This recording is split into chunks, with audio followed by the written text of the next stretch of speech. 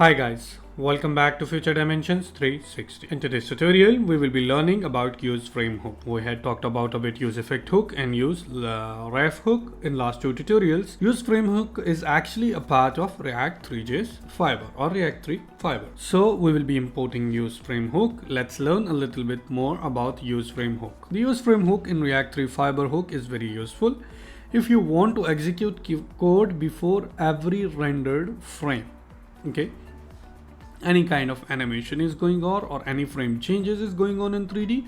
If you want to run any piece of code or any block of code in each rendered of frame, you can use useFrame hook. In this example, we will be transforming the mesh rotation. We will be learning how we can rotate or change the position of any kind of mesh or the mesh you had implemented in our last example. When React call useFrame hook, it gives you a state object of the three.js scene and the clock delta, including how many times or how many milliseconds since the last time of delta was set. Delta is nothing but just to show the milliseconds time between each frame. Okay, and the state object, you will get access of it. Like useFrame hook is nothing but just a function that will take a function as an input. In that function have two parameters, one is state and the other one is delta. State you know already, and delta is nothing but just a time between two frames. Okay, so let's go ahead and try to implement this.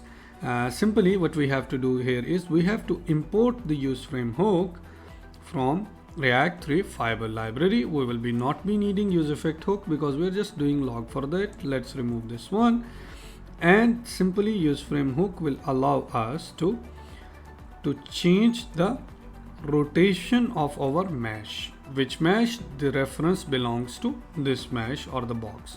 So actually it will be for each boxes we need this references, or we are passing this reference, and useFrame hook will let us to change the rotation of that. Let's hit save and go back to our browser. You guys will start seeing my boxes start moving already. Let me close this one.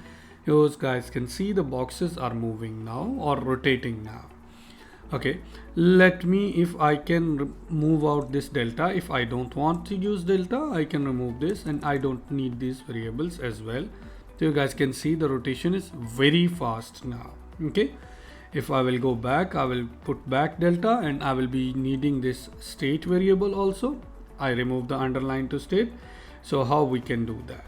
For that one, I will be using simply position dot, you can say position dot y equals to, I will be simply setting up math dot sin.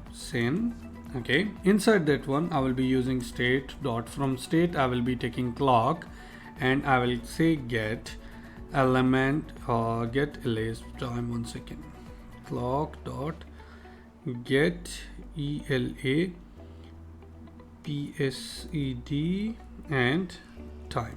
That's nothing but just a function that is available inside the state clock. So you guys can see cubes are start moving from top to bottom on bottom to top. So simply what I can do here is I can multiply this with 2 to increase the speed of my cubes. You guys can see now the movement rotation is less and the movement speed is increased. If I want to reduce it, I can just simply divide it by 2.